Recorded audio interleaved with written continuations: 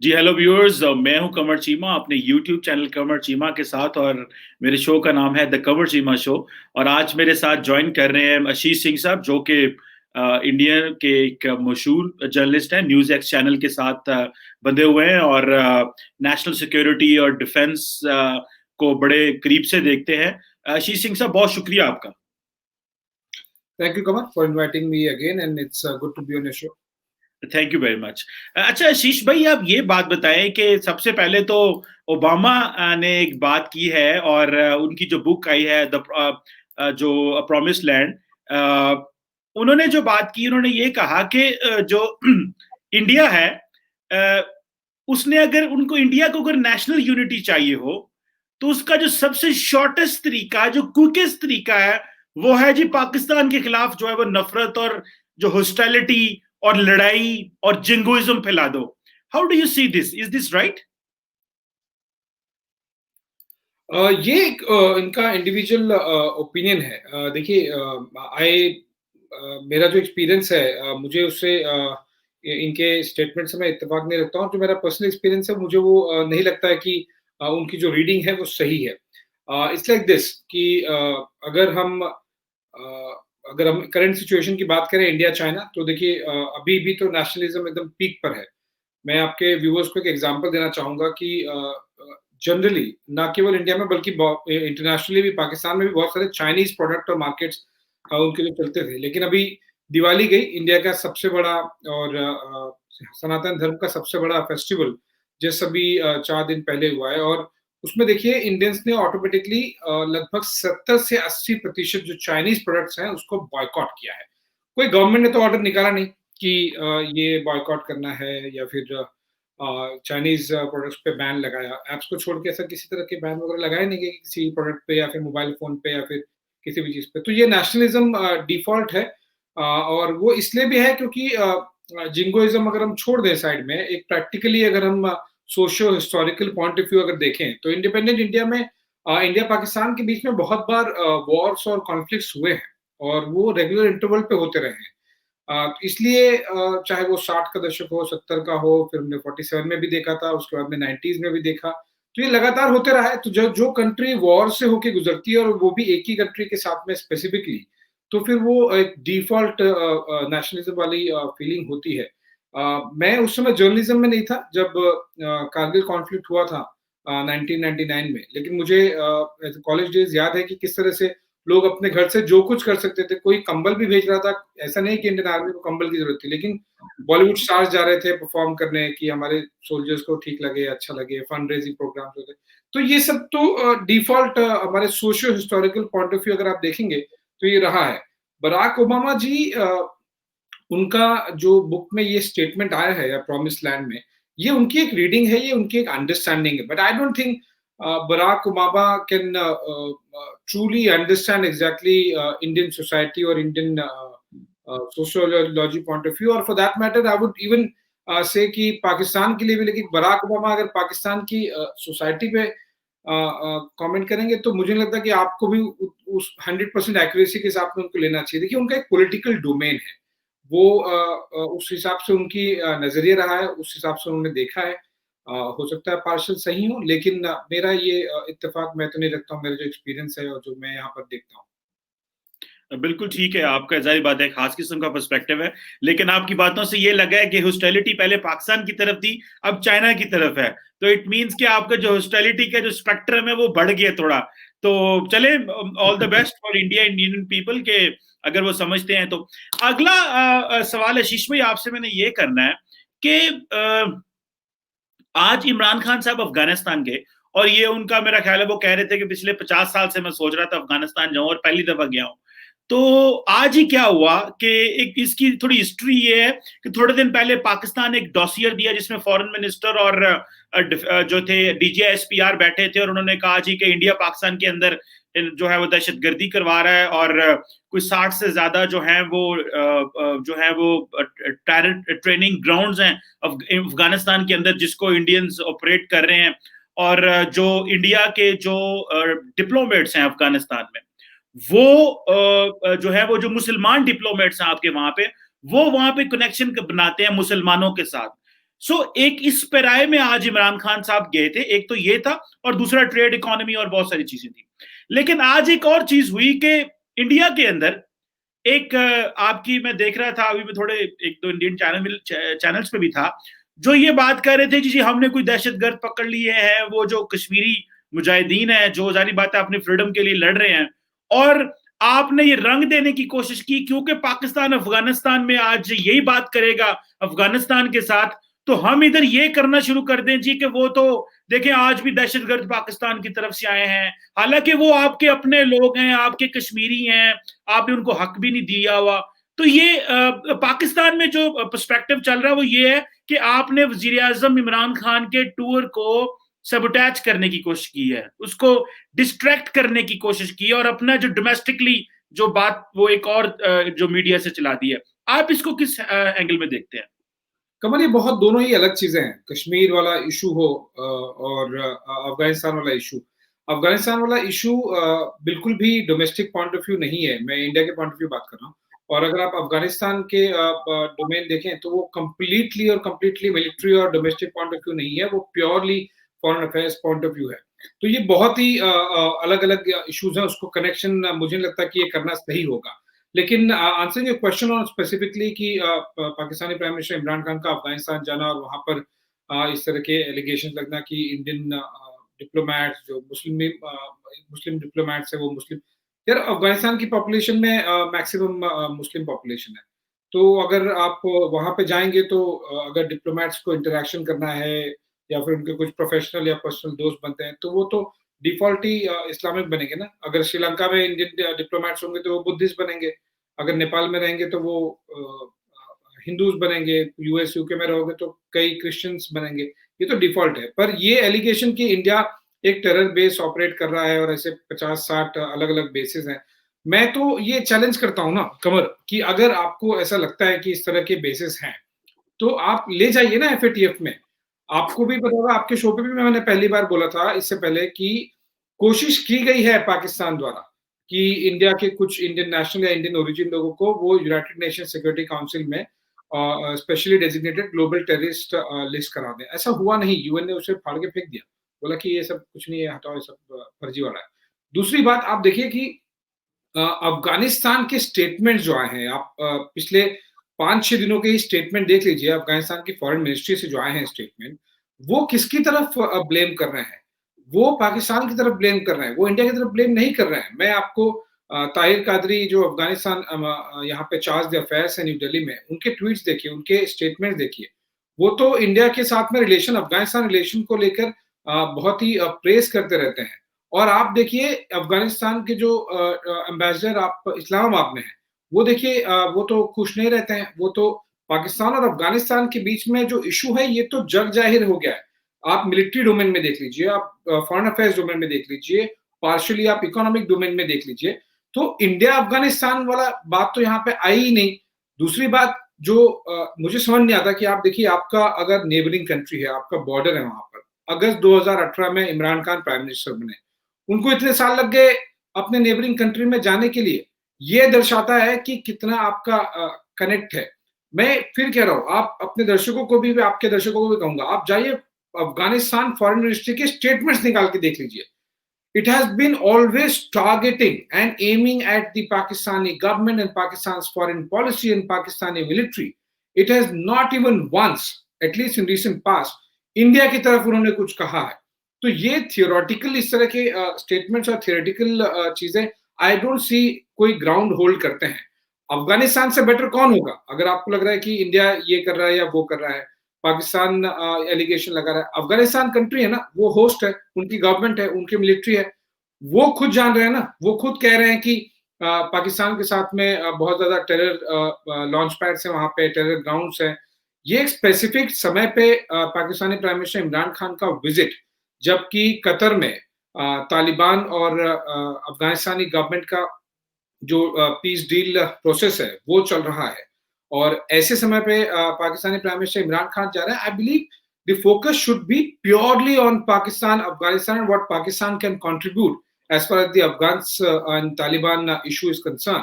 India कहाँ आ रही है? इंडिया वहां पे मिलिट्री डोमेन में नहीं है। इंडिया अब पाकिस्तान और अफगानिस्तान के बीच में नहीं बोल रही है।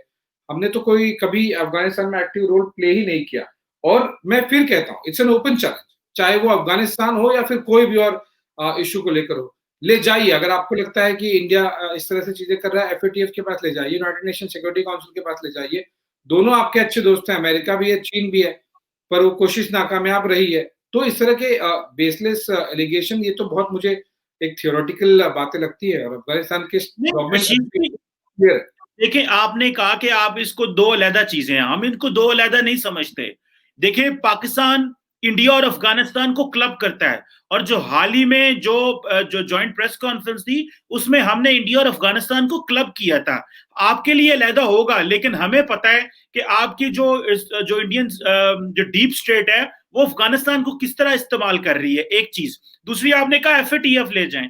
आशीष भाई, एफएटीएफ तो हम लेके जाएंगे।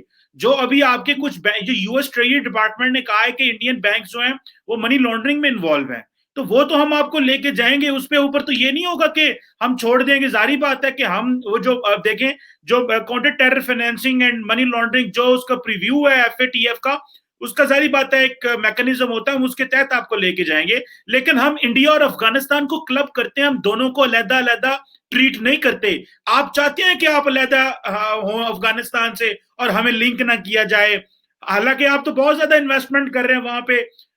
वो गो के जो आप बता रहे हैं दुनिया को वो यही है कि हम वहां पे सिस्टम को, जी, डेमोक्रेसी को, पार्लियामेंट को, रोड बना रहे हैं, जो वो क्या उसे बोलते हैं, स्टूडेंट्स को स्कॉलरशिप दे रहे हैं। लेकिन असल जो आपका कोऑपरेशन है वो तो है जो दहशतगर्द जमातों को सपोर्ट करना है, जो कि पाकिस्तान ने कहा है कि जमातुल अहरार और तहरीक तालिबान पाकिस्तान जो कि अफगानिस्तान में बेस है उसके हवाले से है। चले, इसको तो मैं जस्ट बता रहा था। लेकिन आशीष भाई ये बताएं कि ये जो डॉसियर आया है पाकिस्तान की तरफ से और पूरी दुनिया में अभी ये जा रहा है, और पाकिस्तान ने इसको बहुत सीरियसली है, क्योंकि हमें एक चीज की समझ आ गई है कि इंडिया के साथ बात तो हो नहीं सकती, और इंडिया भी बात नहीं करना चाहता, क्योंकि इंडिया समझता है कि यार पाकिस्तान कमजोर हालत में है, तो इसको जरा दबाओ जितना हो सकता है और टफ टाइम दो। तो अभी पाकिस्तान भी वही जुबान आपके साथ इस्तेमाल कर रहा है। बड़ी देर समझते हैं पाकिस्तान की गवर्नमेंट समझती है हमने बहुत बर्दाश्त कर लिया है। अब आप मुझे बताएं कि ये जो डॉसियर है, क्या ये आप समझते हैं कि क्योंकि इंडिया के बहुत सारे लोग ये कह रहे हैं कि बेशक आप इसे ब्रश साइड कर दें, लेकिन इट्स नॉट समथिंग जिसको आप कंप्लीटली इग्नोर करेंगे, क्योंकि पाकिस्तान ग्लोबल कैपिटल्स में जाके ये लिंक बनाएगा। अगर आपको याद हो, जो इंडिया अमेरिकन जितने हैं, जिसमें चक शूमर जो कि अमेरिका के फॉर्मर डिफेंस सेक्रेटरी हैं, और जो अमेरिकन एस्टेब्लिशमेंट है वो समझती है कि इंडिया अफगानिस्तान में नॉन स्टेट एक्टर को सपोर्ट कर रहा है। So how do you see this dossier? और पाकिस्तान एक नई ग्लोबल कैंपेन शुरू करने जा रहा है भारत के खिलाफ कि जी भारत जो है वो पाकिस्तान में दहशतगर्दी को सपोर्ट करता है, स्पॉन्सर करता है। जी, एक नई कैंपेन क्यों शुरू करना, 5-7 कर लीजिए क्या फर्क पड़ रहा है? आप देखिए, वो इंटरनेशनल डिप्लोमेटिक कम्युनिटी जो बाकी कंट्रीज हैं, उन्हें समझ में आ जाएगा कि किस तरह से पाकिस्तान क्या कर रहा है, क्या नहीं कर रहा है। और देखिए कमर, ये जो बात है कि Pakistani government, Pakistani foreign affairs ministry ये कैंपेन करने जा रहा है, वो कैंपेन करने जा रहा है, मैं तो कह रहा हूँ ना, एक आध क्यों कर रहे हो, 5-7 कैंपेन एक साथ में करो, क्या फर्क पड़ जाएगा? और आपको क्यों लग रहा है कि पाकिस्तानी गवर्नमेंट ने इससे पहले नहीं किया है? इससे पहले भी किया है, कई बार किया है, क्या फर्क पड़ गया? कुछ नहीं फर्क पड़ा, और पड़ेगा भी नहीं, मैं आपको बता रहा हूँ। लेकिन मैं आपके जो पहले, इससे पहले जो 2-3 आपने पॉइंट्स ऑब्जर्व किए थे, मैं उस पर एक थोड़ा सा जरूर कमेंट करना चाहूंगा। पाकिस्तान के डॉजियर जो आ रहा है, अब it's good for you to get excited about it. Pakistan के ऐसे 500 डॉजियर आए इससे पहले, क्या फर्क पड़ गया? कौन सीरियसली ले रहा है? पाकिस्तान गवर्नमेंट को जहां पर अपना खुद एफएटीएफ से ग्रे लिस्ट से बाहर ने कैसे निकलना है वो मैकेनिज्म समझ में नहीं आ रहा है, 2 साल से ज्यादा हो गया। और आई डोंट नो ये गट्स कहां से आती है बोलने के लिए कि हाँ इंडियन गवर्नमेंट को उस मैकेनिज्म से ले जाएंगे। पहले बाहर तो आ जाइए जिस कुएं में गिरे हैं, फिर बाद में आप किसी को कुएं में वहां पे खींच के लेके आ पाएंगे ना। ये वाली बात रही कि किस तरह से पाकिस्तानी गवर्नमेंट लगातार हाईलाइट कर रही है कि अफगानिस्तान में इस तरह से सॉइल में, अफगानिस्तान सॉइल पर इंडियन एस्टैब्लिशमेंट हो रहा है, इंडियन बहुत सारी चीजें कर रही हैं। देखिए, किसको पसंद है किसको नहीं पसंद है, इसके हिसाब से भारत सरकार काम नहीं करती। और मैं केवल ऐसा मोदी या फिर मनमोहन सिंह वाली बात नहीं कर रहा हूँ। The India's foreign policy by and large has been consistent. किसी भी, चाहे वो रशिया हो, चीन हो या फिर अमेरिका हो, यूरोप हो, किसी के प्रेशर में इंडिया ने अपनी फॉरेन पॉलिसी कभी भी ट्वीक भी नहीं की है। ये एक बात ध्यान रख लीजिए, डोनाल्ड ट्रंप ने भी कहा था कि India is making some libraries in Afghanistan. हमने कोई अमेरिका से सर्टिफिकेट लेने के लिए हम नहीं काम करते। पार्लियामेंट आप इतना इजीली ब्रश आउट असाइड कर सकते हैं बोल के कि क्या बना रहे हैं, ये बना रहे हैं, वो बना रहे हैं। यस, किसी देश का पार्लियामेंट बनाने का मतलब आप समझ रहे हैं कमर, और आपके दर्शक भी इस बात को समझेंगे। किसी देश का पार्लियामेंट बनाने का मतलब है कि आप उस देश की नींव जो पिलर होती है उस पर आप अपनी ईंट जोड़ रहे हैं, उस पर अपना योगदान कर रहे हैं। किसी देश के लिए लाइब्रेरी बनाने का मतलब होता है, यस, हम नहीं जाएंगे गन उठाकर, हमारे सोल्जर्स बूट्स ऑन ग्राउंड नहीं रहेंगे। आप गए थे, देखा क्या हाल हुआ। पाकिस्तान तो लगातार लड़ ही रहा था, अमेरिका के साथ में दशकों तक लड़ता रहा, कुछ नहीं हुआ। लेकिन पाकिस्तान इस तरह के डॉजियर लेके इंटरनेशनल डोमेन में जाएगा, जाइए, मैं तो कह रहा हूँ 5-7 और बना के लेके जाइए, बार बार कैंपेन करने की जरूरत नहीं पड़ेगी, एक ही बार लेके जाइए। कई बार इससे पहले भी कोशिशें हो चुकी हैं, ये डॉजियर वो डॉजियर, कोई डॉजियर नहीं है, कोई डॉजियर में सब्सटेंस नहीं है। और इस तरह के डॉजियर को कभी भी, एटलीस्ट रिसेंट पास्ट में, जब से मैं जर्नलिज्म कर रहा हूं कमल, किसी तरह की पाकिस्तानी गवर्नमेंट की डॉजियर को किसी भी सरकार ने, आप ये 2-4 छोड़ दीजिए जो कि जो कंप्लीटली इस्लामिक ड्रिवन कंट्रीज हैं, आप डेमोक्रेटिक कंट्रीज देखिए, इंटरनेशनल लॉज को फॉलो करने वाली कंट्रीज देखिए, ये आप टर्की को छोड़ दीजिए, या आप इससे पहले मलेशिया की जो गवर्नमेंट थी उसको छोड़ दीजिए, उसके बाद कहां से सपोर्ट मिल रहा है आप मेरे को बताइए। कहीं से नहीं मिल रहा है आपको सपोर्ट, और मिलेगा भी नहीं, क्योंकि ये जो डॉजियर है ना, ये dossier diplomacy doesn't work for too long, it needs to have some kind of substance. और ऐसे 50 बार डॉजियर दिए जा चुके हैं, 50 कंट्री को दिए जा चुके हैं, और 5 पैसे का फर्क भी भारत पे नहीं पड़ा है। तो आप कहते हैं कि डॉसियर का कोई फर्क नहीं पड़ेगा, चलें ये तो वक्त बताएगा शीश भाई, लेकिन डेफिनेटली हमें इस चीज का पता है कि जो चाइनीज प्रेसिडेंट है वो भी पाकिस्तान आ रहे हैं, कोई डेट्स तय हो रही है, कोई डिस्कशन हो रही है। तो हमें जारी बात है, सीपैक पाकिस्तान चाइना का फ्लैगशिप प्रोग्राम है, तो हमें इस बात को मेक श्योर करना है कि इंडिया हमारी जो इकोनॉमिक एक्टिविटीज है उन पे हमला ना करे। तो डेफिनेटली चीनी भी इस पर बात करेंगे। लेकिन आशीष भाई, अगला सवाल मैं आपसे करना चाहता हूँ, और वो है हाफिज सईद के बारे में। कमर, नेक्स्ट क्वेश्चन से पहले, चाइनीज प्रेसिडेंट आ रहा है, मैं आपको बता रहा हूँ किस लिए आ रहे हैं। वो आ रहे हैं आपसे, आपका जो उन्होंने लोन दिया है ना, उसका इंटरेस्ट लेके आ रहे हैं आपसे, और आप उनको वर्क कर रहे हो क्योंकि आपको और लोन चाहिए। आप लिख के ले, हम वापस एक शो करेंगे, आप इंटरनल रिपोर्ट निकालिएगा कि क्या बात हुई है, क्या पाकिस्तान ने और लोन मांगा कि नहीं, और चाइनीज ने इंटरेस्ट मांगा कि नहीं। ये 2 बातें नहीं हुई तो फिर आप भी यहीं पर है, मैं भी यहीं पर। देखें, मुझे पहली बात तो ये है कि चीनी अगर आ रहे हैं तो 100 बिस्मिल्लाह। लोन पूरी दुनिया में रियासतें लेती हैं, अमेरिका के ऊपर भी कोई 18-20 ट्रिलियन डॉलर लोन है, ठीक है, पूरी दुनिया के ऊपर उनकी जीडीपी के बराबर उनका जो है ना, सुनिएगा सुनिएगा मैंने कहा ना कि इंटरेस्ट में पूरा टैक्स निकल जा रहा है। चले देखें, आपको आप तो यही आप देखें, आप जरा, जो जर्नलिस्ट होते हैं वो सॉफ्ट लैंग्वेज में बात करता है कि देखें वो चीन वो आपसे इंटरेस्ट लेने आ रहे हैं। जब आपके फौजी और नेशनल सिक्योरिटी के लोग होते हैं वो कहते हैं नहीं, इनके कारोबार को तबाह करो, ठीक है। सो आपकी दोनों की सोच एक जैसी है, लेकिन आप जरा सॉफ्ट हैं, जरा डिसेंट अंदाज से वही बातें कर रहे हैं जो अजीत डोवल साहब जरा मुश्किल अंदाज में, टफ अंदाज में करते हैं। लेकिन 100 बिस्मिल्लाह, मैं तो कहता हूँ चीनी आए, हमें और कर्जा दें, हमें डेवलपमेंट करनी है, हमें ग्रोथ करनी है, हमें 50 अरब डॉलर का और कर्जा दें। जितना पाकिस्तान फ्लरिश करेगा, हम बाद में कर्जे लोन भी देते रहेंगे, पैसे भी देते रहेंगे, क्या फर्क पड़ता है। ग्रोथ होनी चाहिए, ग्रोथ इज इंपॉर्टेंट। ये जो कोविड-19 के चक्कर में आपको नहीं फंड मिले, एड मिली, पैसा मिला आपको, ये सारी दुनिया में ऐसे चलता रहता है। लेकिन आशीष भाई, अहम बात आज की, हाफिज सईद को आज सजा हो गई है, आपको पता चला है? इंडियन मीडिया नहीं दिखाता इसको, पता है?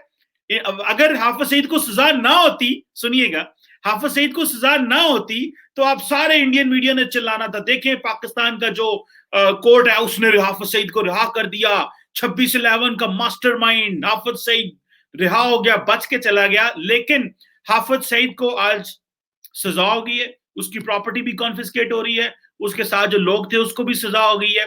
अब आप क्या समझते हैं कि क्या पाकिस्तान नहीं चाहता कि जो लोग इन्वॉल्व रहे हैं दहशतगर्दी में, जो कि इंडिया में भी इन्वॉल्व लोग हैं, जिनको आप सजाएं नहीं देते, समझौता एक्सप्रेस के लोगों को कब सजाएं मिलती हैं।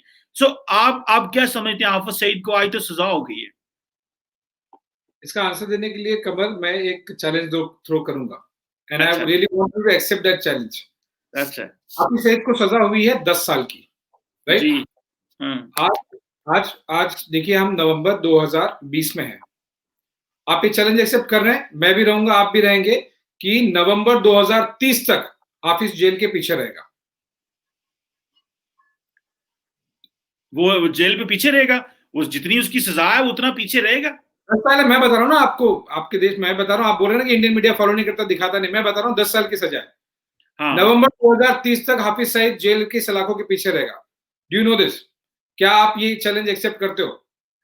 भाई देखें, according to the law of Pakistan, जब 10 साल पूरे हो गए, वो ऐसे नहीं होते 10 साल कि आज से 10, उसमें पता नहीं कुछ दिन रात का भी चक्कर होता है, कुछ सजाएं माफ भी होती है, नवंबर मुझे नहीं। 2025 तक, दिन रात जी में मिला नवंबर 2025 तक। हाँ आपको हाँ भी मेरा मकसद आपसे और आपके दर्शकों को ये बताना था, हाफिज सईद को खुद पहली बार सजा नहीं हुई है। हाफिज सईद को इससे पहले दर्जनों बार सजा हुई है, और वो दर्जनों बार जेल से बाहर आ गया है। अच्छा जो भी उनके लूप होल होंगे, जो भी जुडिशियल प्रोसीजर होगा पाकिस्तान में, लेकिन आज वो केवल और केवल इंडियन 2611 का अक्यूज नहीं है। पाकिस्तानी हाफिज सईद पर अमेरिकी गवर्नमेंट का बाउंटी है, मिलियंस ऑफ डॉलर्स का बाउंटी है, आपको भी पता है। क्या वो बाहर घुमा है कि नहीं घुमा है? क्या पाकिस्तानी प्राइम मिनिस्टर इमरान खान ने उसको लेकर कि उसके बैंक अकाउंट डिफ्रीज कर दो, उस थोड़ा पैसे निकालने दो, उसको थोड़ा खर्चे के लिए पैसे चाहिए, जब आपका प्राइम मिनिस्टर ही आपके लिए मसीहा बन जाए और आपकी पैरवी करनी शुरू करे, वो भी इंटरनेशनल लेवल पर, तो फिर उस बंदे को कोई चिंता नहीं है। ये तो दिखाने वाली बात है, और इसीलिए मैं फिर कह रहा हूं, दर्जनों बार इससे पहले भी जेल में जा चुका है, दर्जनों बार इससे पहले भी उसको सजा मिल चुकी है, लेकिन वो दर्जनों बार बाहर भी आया है, और यही होगा। इसीलिए मैं बोल रहा हूं, आप दिन रात क्या, मैं तो बोल रहा हूं सुबह शाम भी मिला लीजिए, वो अगले कई सालों तक जेल में नहीं रहेगा।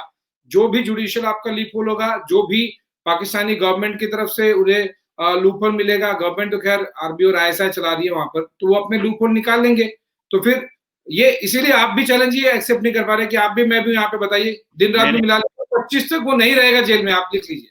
मैं एक बात बताऊं आशीष साहब, ये बात में बड़ी क्लैरिटी है कि हाफिज सईद को जो सजा हुई है, कोर्ट ने सजा दी है। मैं समझता हूँ कोर्ट पे यकीन रखें ना। देखें, आपने जो बाबरी मस्जिद के साथ इंडिया में किया, और आपने क्या कहा, कोर्ट पे यकीन रखें, क्योंकि जो कोर्ट बात कर रही है वो सही है। इसके नीचे, इसके मस्जिद के नीचे मंदिर था, तो अब हम मस्जिद कहीं और दे देते हैं, तो कोर्ट सही कह रहा है। तो देखें, हमारा कोर्ट सही बोलता है, सच बोलता है। भाई अगर आपका कोर्ट सच बोलता है और मस्जिद गिराने को सही साबित करता है और उधर मंदिर बनाने की बात करता है, तो आप वाह वाह वाह सुभान अल्लाह की बात करते हैं। अगर हमारा कोर्ट हाफिज सईद को सजा देते तो कहते हैं नहीं नहीं नहीं ये बचेगा। ये क्या बात हुई? दोनों कोर्ट, अगर कोर्ट्स का आप रिस्पेक्ट करते हैं तो इंडिया के कोर्ट की भी करें, पाकिस्तान के कोर्ट भी करें। जी देखिए दोनों का ये एप्पल और ऑरेंज का कंपैरिजन है, मुझे तो लग रहा है एप्पल और वाटरमेलन का कंपैरिजन है। वो इसलिए क्योंकि इंडियन कोर्ट ने, पहली बात तो जो दो केसेस थे वो एक नहीं थे, दोनों अलग अलग थे। जो मस्जिद गिराने वाली बात थी, बाबरी मस्जिद, that was a separate case, और वहां पर राम का मंदिर है या फिर वहां पर एक मस्जिद होगी, राम जन्मभूमि है या फिर एक मस्जिद होगी, that was a separate case. So ये एक हम लेट्स बी प्रैक्टिकल की आपके ऑडियंस को ये गलत इन्फॉर्मेशन नहीं जाए, तो ये दोनों अलग अलग चीजें हैं, ये जेनरिक इसको नहीं करना चाहिए। इंडियन कोर्ट ने एक बार वर्डिक्ट दिया, पाकिस्तानी कोर्ट्स ने, मैं कह रहा हूं दर्जनों बार वर्डिक्ट दिया हाफिज सईद को लेके, और वो दर्जनों बार बाहर आया। पता नहीं इस तरह के कौन से कोर्ट्स के ऑर्डर्स हो रहे हैं, किस तरह के एग्जीक्यूशन हो रही है उस जुडिशियल ऑर्डर्स की, कि वो जाता है फिर बाहर आ जाता है। तो फिर क्या मतलब है? और जहां तक रही faith international sorry Pakistani judiciary system की, आपको याद होगा इंटरनेशनल कोर्ट ऑफ जस्टिस ने भी क्या कहा था, उन्होंने पाकिस्तानी जुडिशियल सिस्टम को नहीं माना था कुलभूषण जाधव केस में, और इसीलिए आईसीजे से डायरेक्टिव्स आए थे कि आपको क्या करना है क्या नहीं करना है। खैर, coming back to the point कि जुडिशियल सिस्टम पे बिलीव रखना चाहिए नहीं रखना चाहिए, बिलीव तो बिल्कुल भी नहीं है, इंडिया में तो नहीं है कमर। 26/11 मैंने खुद ने देखा है, हाँ मैं बॉम्बे बॉय, मैं वहां पे देख चुका हूँ, कवर कर चुका हूँ। कितने साल हो गए? आप देखिए 2008 में अटैक हुआ था, आज 12 साल हो गए हैं। क्या हो गया उसमें? किस तरह से जुडिशियल फेथ होगा? इंडिया ने, इंडियन कोर्ट ने, आप जो बाबरी मस्जिद का पैरेलल्स ड्रॉ कर रहे हैं, पहली बात तो ये कंपैरिजन नहीं हो सकता, पर फिर भी अगर आप कह रहे हैं तो मैं ब्रॉडर टर्म में एक बार वर्डिक्ट दिया और उसको डेकेड्स लिया सुप्रीम कोर्ट ने समझने के लिए, सुनने के लिए, उस पर जिरह हुई, मुस्लिम पर्सनल लॉ बोर्ड, बाकी सारे पिटिशनर्स, फिर यहाँ पर बाकी भी उसमें जो पिटिशनर्स थे उन्होंने भी किया, गवर्नमेंट्स पे governments, UPA government, NDA government, सबके एफिडेविट फाइल हुए, सबका क्या कहना है, जो यहाँ पर जो खुदाई वगैरह करते हैं उन्होंने भी ये सब प्रूव किया, सब एविडेंस दिया गया और दशकों को इस जिरा के बाद में, इस आर्गुमेंट को सुनने के बाद में सुप्रीम कोर्ट ने एक बार वर्डिक्ट दिया। और पाकिस्तान में भले ही आप कितना भी इंप्रेशन क्रिएट करने की कोशिश कीजिए, देखिए वर्डिक्ट आया, बहुत शांति रही, कुछ नहीं हुआ, कहीं कुछ नहीं हुआ, एक पत्थर भी नहीं लगा कहीं। राम जन्मभूमि का भूमि पूजन हुआ, कुछ नहीं हुआ अभी तक। आप देखिए मंदिर बनना शुरू हो गया, कुछ नहीं हुआ। तो इस तरह का फॉल्स नरेशन बनाना कि ये तो एंटी मुस्लिम और एंटी इस्लामिक वर्डिक्ट हो गया, अगर ऐसा होता तो फिर अभी दंगे हो रहे होते और पिछले एक साल में कई दंगे हो गए होते, नहीं हुआ। और मैं आपको बता रहा हूं, we are talking about the country which has more than 20%, every fifth person on Indian soil follows Islam, is a Muslim। वो कर सकते थे, हो सकता था, इससे पहले भी इंडिया ने बहुत सारे दंगे देखे हैं जो रिलीजियस बेसिस पे हिंदू और मुस्लिम्स के बीच में हुए, अभी तो नहीं हुआ। तो ये फॉल्स नरेशन क्रिएट करना कि राम मंदिर बन गया तो एंटी मुस्लिम वर्डिक्ट हो गया। जो पिटिशनर थे जो कि मस्जिद बनाना चाह रहे थे, वो आपको पता है जन्मभूमि में आए थे, खुद उन्हें पर्सनल इन्विटेशन गया था, वो भी आए थे। ये राम जन्मभूमि का जो भूमि पूजन होता है उसमें वो आए थे, उन्होंने अटेंड किया। देखें, इंडिया एक मेजॉरिटेरियन डेमोक्रेसी है और जारी बात है आपने साबित करना ही करना है कि जो फैसला सुप्रीम कोर्ट करती है वो ठीक है। गो के जब भी हमारी भारतीय दोस्तों से बात होती है तो वो यही कहते हैं कि यकीन करके माने सुप्रीम कोर्ट के फैसले के बाद अब हमारे साथ जो मुसलमान होता है ना, हम उसके साथ आंखें भी नहीं मिला सकते। यकीन करके माने ये लफ्ज है बहुत सारे हमारे भारतीय दोस्तों के। जस्ट मैं एक बात बता रहा हूं, लेकिन जारी बात है everyone is entitled to his opinion. Qamar लफ्ज तो मेरे भी हैं, अगर आप मेरे को अपना दोस्त नहीं मानते हो तो बात अलग है। मैं आपको नहीं कोट कर रहा, मैं और दोस्तों को कोट कर रहा। अच्छा आशीष भाई, आपसे एक बस दो सवाल और रह गए हैं। ये एक सवाल है इलेक्शंस कश्मीर में जो हो रहे हैं अभी, जो 370-35 है, ये हटने के बाद और ये सारी डेवलपमेंट्स होने के बाद ये जो इलेक्शंस हो रहे हैं, how do you see this के एक तो ये बताएं कि क्या कश्मीरी इसमें पार्टिसिपेट कर रहे हैं प्रॉपरली, कुछ अलायंस वगैरह भी बने हुए हैं और जो डिस्कशन हो रही है कि जी जो गुपकर अलायंस है और ये किस तरह बीजेपी अपना लड़ रही है इलेक्शन, तो आप इसे कैसे देखते हैं? कश्मीरियों के अंदर गुस्सा है कि वो बीजेपी सेंट्रल गवर्नमेंट के खिलाफ जाएंगे या आप समझते हैं कि बीजेपी को सरकार बनाने में कामयाब होगी? How do you see this? नहीं, आई डोंट थिंक कि वहां पर जो करंट सिचुएशन है वहां पर बीजेपी सिंगल हैंडेडली सरकार बना पाएगी। This is pure political analysis. But now coming back to the elections in Kashmir जो आपने बोला, वो उसमें थोड़ा सा जियो स्ट्रेटेजिक और थोड़ा सा फॉरेन अफेयर्स एस्पेक्ट्स भी आ जाते हैं, और including the military and the counter terrorism aspects. As I said कि मुझे नहीं लगता कि वहां पर बीजेपी सिंगल हैंडेडली बना पाएगी। उसके रीजन है वो इसलिए क्योंकि देखिए इंडिया में जब भी जहां पर भी इलेक्शंस होते हैं वहां पर जो रीजनल और लोकल पार्टी होती है, प्रोविंशियल पार्टी, वो बहुत ज्यादा it needs to be strong and it needs to have lot of strong leaders. तो इससे पहले भी अगर आपने देखा कि महबूबा मुफ्ती के साथ में अलायंस हुई थी बीजेपी या गवर्नमेंट की, तो वो जम्मू कश्मीर में स्टेट गवर्नमेंट में उन्होंने सरकार बनाई थी। अभी मुझे नहीं लगता कि बीजेपी के पास में अच्छे लीडर्स आने शुरू हुए हैं वहां पे, लेकिन इतने सारे और इतने ज्यादा नहीं हो गए हैं कि बीजेपी सिंगल हैंडेडली वहां पे इलेक्शन गवर्नमेंट बना लेगी। नाउ आपने जो बोला इलेक्शन इन कश्मीर कैसे है, मैं तो कहता हूं ये अपॉर्चुनिटी है। ये अपॉर्चुनिटी है उन लोगों की जो आप कहते रहते ना कि जो गन उठा रहे हैं आपके अपने लोग हैं, ये अरेस्ट हो गए, वो पकड़े गए, ये टेररिस्ट।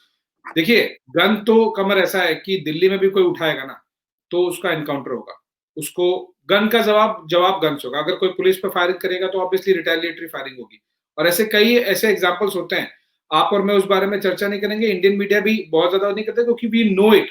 अभी यहाँ पे कोई गैंगस्टर हो, उसका एनकाउंटर हो गया, अगर उसने भागने की कोशिश की, उसने अगर पुलिस पे किया, लेकिन जब कोई भी गन उठाएगा तो फिर उसका जवाब गन से ही देना पड़ेगा सिक्योरिटी फोर्सेस के। आई डोंट सपोर्ट वायलेंस, मैं फिर भी इसके सपोर्ट में नहीं हूं, लेकिन I don't think security forces के पास में कोई खास ऑप्शन बचता है जब आपके ऊपर कोई गोली मारता रहेगा। मैं कहता हूं ना उन यूथ को कि आप लड़ जाइए इलेक्शन। मैं आपको असदुद्दीन ओवैसी का एग्जांपल देता हूँ। असदुद्दीन ओवैसी माइनॉरिटी के सबसे बड़े लीडर्स है, और मैं आपको और आपके व्यूअर्स को बता दूं कि उनकी पार्टी और उनके जैसे, उनके आइडियोलॉजी जैसे कम से कम 1 दर्जन ऐसी पार्टीज और लीडर्स हैं इंडिया में। सब अपने अपने इलेक्शन लड़ते हैं। बिहार में असदुद्दीन ओवैसी 5 सीट जीत के लेके आए हैं, जो अभी पिछले हफ्ते इलेक्शन हुए हैं। सरप्राइजिंग रिजल्ट, सरप्राइजिंग, किसी को एक्सपेक्ट, अगर कश्मीर में लगता है कि किसी तरह की कोई अगर सेंट्रल गवर्नमेंट की तरफ से या मिलिट्री की तरफ से या इंडिया की पॉलिसी डोमेस्टिक इंटरनेशनल लेवल पे उनको सही नहीं लगे, इलेक्शन लड़िए, जीतिए, और फिर आप अपने हिसाब से उस प्रदेश को, देश को आगे ले जाइए। लेकिन गन उठाएंगे तो ये नहीं। तो my answer simple for elections in Kashmir is कि it's an opportunity, it's an opportunity. जैसे कि आप करा रहे हैं, पाकिस्तानी गवर्नमेंट अब प्रोविंशियल इलेक्शन करा रही है गिलगित बल्तिस्तान में, तो फिर वो it's an opportunity for them to decide. Indian government has been opposing, क्योंकि वो एक स्ट्रेटेजिक व्यू है, इट मस्ट अपोज। लेकिन कश्मीर में इलेक्शन इतना इजी और इतना स्मूथ होगा नहीं, क्योंकि जो चीजें 7 दशकों से 70 इयर्स में ट्रैक पर नहीं रही हैं, वो उसको थोड़ा ट्रैक पे लाने में समय लगता है। लेकिन अभी जो ऑफ लेट लगभग 1-1.5 साल से मैं देख रहा हूँ, वहां पे बहुत सारी चीजें इंप्रूव हुई हैं। Pakistani government will always continue, मतलब किसी सरकार का अगर सॉवरेन स्टैंड होता है तो वो will continue to oppose. But elections in Kashmir is a good thing, and youth must come out and contest. आप वो देखिए 370 के बाद से ये स्टोन पेल्टिंग जो भी आपने पिक्चर लगाया वो तो खत्म हो गई। मुझे तो नहीं दिख रहा कोई, आपको भी दिखे, आई एम श्योर आपको भी नहीं दिखेगी। ये सारे पिक्चर जो अभी आप लगा रहे हैं, ये रिसेंट पिक्चर्स नहीं है, अभी नहीं हो रहे हैं स्टोन पेल्टिंग। और स्टोन पेल्टिंग में जब होते भी थे, तब आप देखिए उसमें 85 to 90% जो लोग होते हैं, मैं खुद वहां पर पत्थर वो स्टोन पेल्टिंग में खा चुका हूँ जब मैं कवरेज के लिए गया था। तो I have personally experience and observe कि these people are the people who are not adult, who are below 18। तो अब उनको कोई गन पकड़ा देगा तो फिर वो टेररिस्ट बन जाते हैं, और कोई पत्थर पकड़ा देगा तो स्टोन पेल्टर बन जाते हैं। चले, इट्स अ लॉन्ग स्टोरी। आप उन्हें कहेंगे दहशतगर्द कहेंगे, हम उन्हें मुजाहिदीन कहते हैं, वो अपनी रियासत के लिए लड़ रहे हैं। लेकिन जारी बात है, जमहूरियत ही हम कहते हैं, democracy is the best revenge. और हम तो चाहते हैं कि कश्मीरी एक जान, एक जुबान होके बोलें और फैसला दें बीजेपी के खिलाफ और भारत की सरकार के खिलाफ। देखते हैं क्या होता है, जो कि मुश्किल ही लग रहा है। जारी बात है, सरकार अपना असर वसूख इस्तेमाल करती है, पैसा इस्तेमाल करती है, और 1.5-2 साल गवर्नर रूल लगा के, प्रेसिडेंशियल रूल लगा के बहुत सारी चीजें जो है उन्होंने कंट्रोल में कर ली होंगी, तो तभी वो इलेक्शन करवा रहे हैं अब, कि उन्होंने बहुत सारे लोगों को अपने साथ में ला लिया। बट एनी हो, इट्स अ लॉन्ग स्टोरी। तो आशीष सिंह साहब, बहुत शुक्रिया आपका। मैंने आपसे 4-5 चीजें आज डिस्कस की। मेरा दिल था कि ओबामा के ऊपर भी बात करूं, इमरान अफगानिस्तान में गए हैं तो इंडिया ने जो है वो एक छोटी सी फुलझड़ी छोड़ दी ताकि इमरान खान के विजिट को खराब किया जाए। हाफिज सईद की सेंटेंस को आप सेंटेंस नहीं समझते, डॉसियर को आप लिफ्ट नहीं करा रहे, और कहते हैं कश्मीर में देखते हैं क्या होता है। सो 4-5 जो डिस्कशन आपके साथ हुई, उम्मीद है कि व्यूअर्स को पता चल रहा होगा कि वो क्या समझते हैं। बात तो आप भी बड़ी लॉजिक से करते हैं, तो let's see how it unravels. Thank you very much, बहुत शुक्रिया। Thank you Qamar. आपको, आपके व्यूअर्स को भी मैं आई ट्राई माय बेस्ट कि व्यूअर्स को देखिए दोनों साइड से पता चलना चाहिए। You have one point of view, I have a point of view. बाकी तो let people decide, you know, as Kashmiris in election will decide whether they want to go against BJP or pro BJP. In the same way, the international community will also decide. So I believe the spectator जो होता है ना, वो best जज होता है। हम अपना काम कर सकते हैं, अपना पॉइंट ऑफ व्यू और अपनी बातें रख के। बिल्कुल ठीक है, चलें, all the best. Thank you very much once again for your time and for your analysis.